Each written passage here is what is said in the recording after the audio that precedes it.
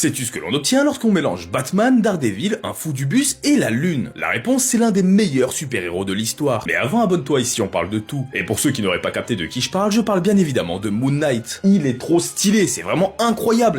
Mais regardez-moi cette tenue, c'est magnifique. Créé par Doug Moen chez Don Perlin ou Perlin.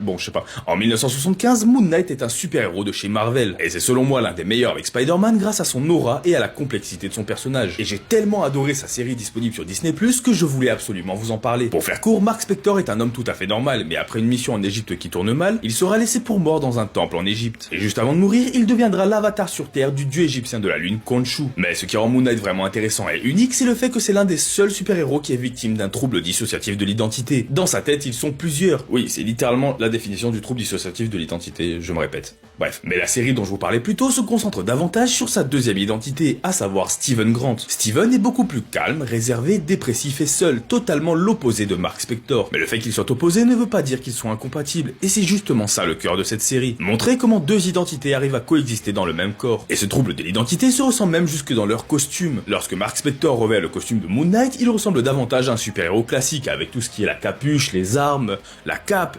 Non mais il est trop stylé, je le dirai jamais assez. Alors que Steven Grant, quand il met le costume, c'est littéralement un costume, comme ce que tu pourrais mettre pour aller à un mariage par exemple. Et franchement, je le dirai jamais assez, mais j'adore cette série. Elle possède des scènes complètement folles, comme cette scène super connue qui avait beaucoup tourné à l'époque, où il fait littéralement tourner le ciel. Les scènes de combat de Mark Spector, avec cette tenue que je trouve encore une fois incroyable. Ouais, bon, j'arrête la plaque, c'est bon. Et surtout les scènes où il se parle avec lui-même dans un miroir. La performance d'Oscar Isaac est tout simplement exceptionnelle. Franchement, si t'as pas vu la série, je peux que te la conseiller à 10 milliards %. Et j'espère vraiment qu'on les reverra tous les deux dans le futur du MCU. Dis-moi ce que t'en penses en commentaire.